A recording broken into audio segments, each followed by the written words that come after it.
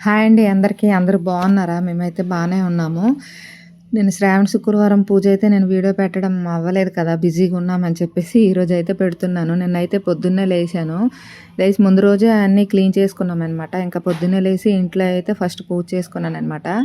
పూజ చేసుకున్న తర్వాత నిన్న ఏకాదశి కూడా పడింది కదా! నిన్న దాని తర్వాత అయితే తులసమ్మకి పూజ చేసుకున్నాను. ఇంకా తులసమ్మకి పూజ అయిపోయిన తర్వాత అయితే ఇంకా వంట అయితే స్టార్ట్ చేశాననమాట. ఇంకా పూజ అయిపోయినాక వంట అయితే స్టార్ట్ చేశాను. ఒక పక్క సేమియా పాయసం పెట్టాను. ఇంకో పక్క శనగపప్పు ఉడుకుతుందనమాట. ఇవి అయ్యేలోపైతే ఇంకా గారెలైతే ఏసాననమాట. ఇంకా ఆ గారెలేసిన తర్వాత కొంచెం బూరెలు కూడా చేసుకున్నాను. గారెలు, బూరెలు, సేమియా పాయసం, కొంచెం పరమాన్నము, పులిహోర, 5 రకాల వంటకాలే నేను చేసుకున్నాను. ఇంకా ఒక పక్క వంట చేస్తున్నాను. ఇంకో పక్క అయితే అమ్మవారిని అమర్చాననమాట. ఇంకా వంట అయిపోయిన తర్వాత అయితే పీటకి పసుపు, బొట్లు అన్నీ పెట్టుకున్నాను. ఇంకా పసుపు బొట్లు పెట్టుకున్న తర్వాత అయితే ఒక పీటకి అమర్చిన తర్వాత ఒక వైట్ క్లాత్ అయితే వేసుకున్నాను.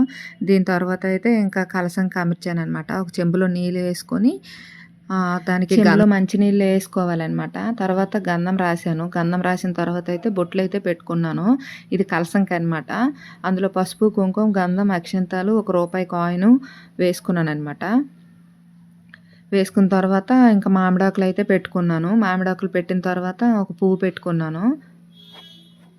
పువ్వు పెట్టుకొని ఇంకా కొబ్బరికాయకి బొట్లు పెట్టేసి ఇంకా కొబ్బరికాయ పెట్టి కలశం అయితే పెట్టాను. ఇంకా తోరణం కూడా దానికి కట్టాననమాట చెంబుకి. ఇది అమర్చేసరికి కొంచెం టైం పట్టిందనమాట. నేను పూజ స్టార్ట్ చేసేసరికి 10:30 అయిందనమాట.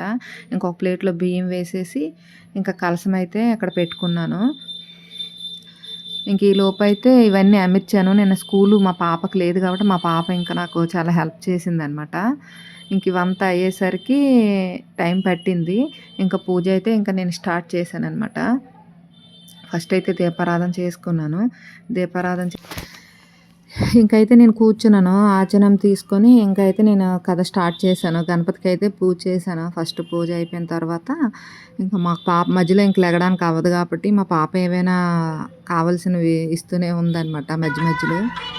నా పూజ అయితే ఇలా చేసుకున్నానండి. నేనైతే వరలక్ష్మి వ్రతాన్ని ఇలా చేసుకున్నాను. నచ్చితే లైక్ చేయండి.